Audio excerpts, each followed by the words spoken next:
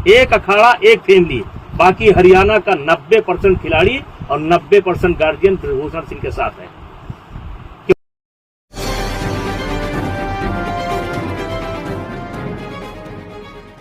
चुनाव संपन्न होना है, चुनाव संपन्न होते ही मेरा कार्यकाल स्वतः समाप्त हो जाएगा। इस्तीफा कोई इतनी बड़ी चीज नहीं है, लेकिन अपराधी बनकर नहीं, अपराधी बनकर के नहीं, मैं अपराधी नहीं हूँ। और इनकी डिमांड लगातार बदल रही है। अगर इनके बयान को आप सुनेंगे तो लगातार ये देखेंगे कि ये हर रोज एक नया मुद्दा लेकर के आ जाते हैं। इन्हीं के कहने पर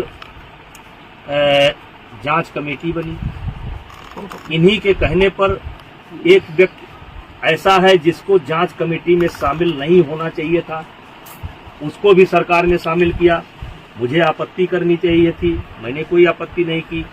जांच कमेटी की रिपोर्ट लगातार इनके पास पहुंच रही थी, कौन कौन खिलाड़ी क्या क्या बोला लगातार डे बाई डे इनके पास पहुंच रही थी।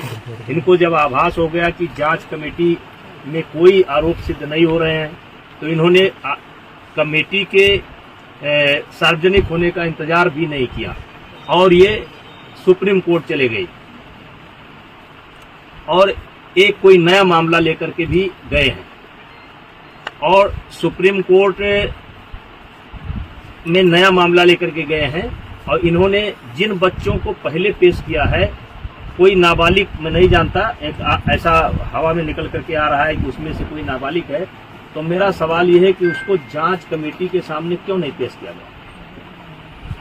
और मैंने एक ऑडियो दिया है जिसमें एक खिलाड़ी, मैंने एक ऑडियो दिया है जिसमें धरने पर बैठा हुआ एक खिलाड़ी किसी लड़की से कह रहा है कि किसी भी लड़की का इंतजाम कर दो, किसी भी तरीके से इंतजाम कर दो। मतलब ये 4-4 महीना मेरे खिलाफ लोगों को उकसाएंगे, भड़काएंगे, सबूत इकट्ठा करेंगे और फिर 3 महीने बाद एक ले जाकर के फिर किसी न किसी को पेश कर देंगे। चलिए, मुझे उस पर भी कोई आपत्ति नहीं है, यह काम जांच एजेंसी का है, वो जांच एजेंसी अब काम करेगी।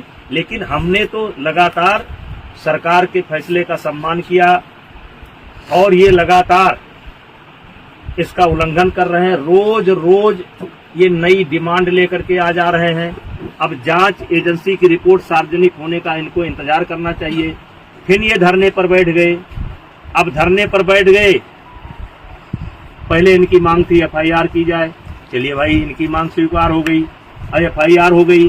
अब इनको चाहिए, अब कहते हैं कि जेल के अंदर होना चाहिए, सारे पदों से इस्तीफा देना चाहिए।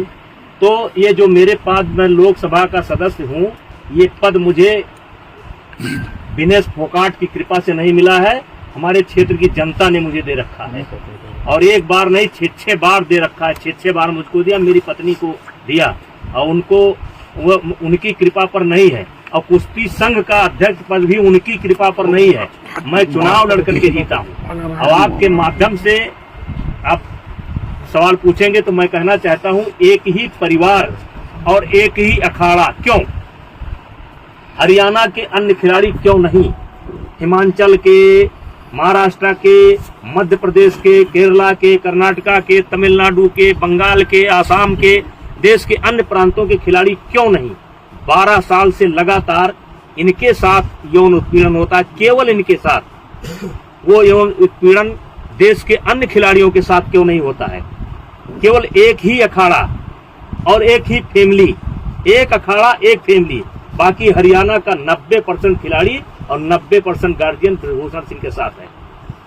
क्योंकि मैंने काम किया है, मैंने खेल को जहां तक सेवा दे सकता है ईमानदारी से सेवा दिया।